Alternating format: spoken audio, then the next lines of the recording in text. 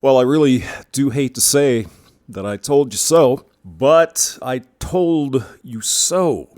You think things were bad for men over the last few years, and certainly they have been. It's been a really icky time. It's not going to get any better. President-elect Biden, who will be sworn into office on Wednesday, put out a speech on Twitter a couple days ago concerning aid to small businesses, hard hit by the you-know-what, and he has an interesting list of priorities. And guess what, guys? It doesn't include us. Our focus will be on small businesses on Main Street that aren't wealthy and well-connected. If you're a white man and you own a small business on Main Street, you are wealthy and you are well-connected. Wow, news to you, huh? You mean you're privileged because you're white, straight, and male. Got it. That are facing real economic hardships through no fault of their own. Yeah, well, this has been kind of tough on a lot of people, including businesses owned by white guys. But go on, Joe. Tell us who you really want to help and who you don't care about.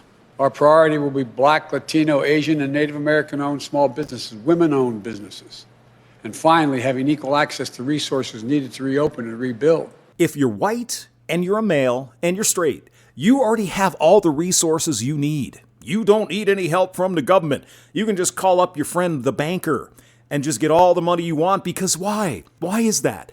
Because you're white and you're straight and you're male. See, now all these other people, all these other women, minorities, Black, Hispanic, Native American, all that. No. They can't call the bank and get a loan to rebuild or reopen. No. And why? Because they're not white men. This is the world these people live in. They actually believe that, hey, it's hamster. I call the bank up. Yeah, I need $1 million for... no problem. Don't worry about the paperwork. You're a white man. It's fine. We'll just add it to your tab. No problem. Yeah, see you at golf next weekend at the country club.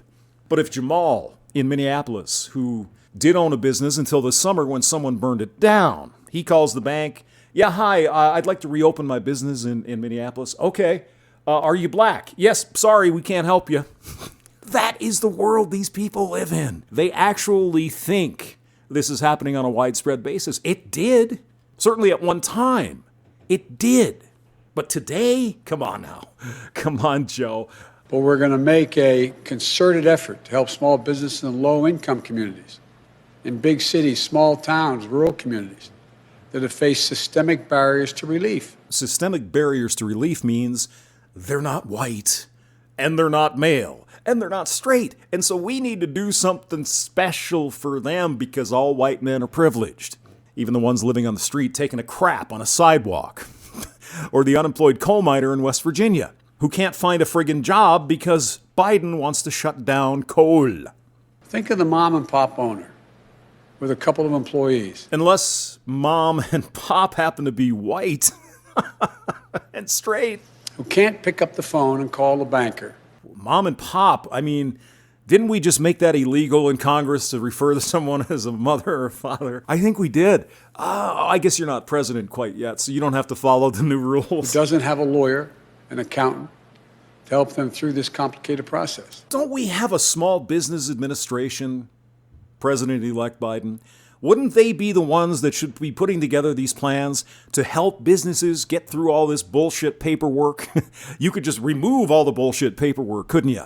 You will have that power very, very shortly. Why don't you just remove all the crap and say, okay, let's go? To know if they're even qualified or who simply didn't know where this relief was available in the first place. I'm not going to interpret what I think Joe Biden is saying here, but I think you can put two and two together. We went through this, Don, when we brought Detroit back off its knees. Yeah, you certainly did, didn't you? How much did that cost?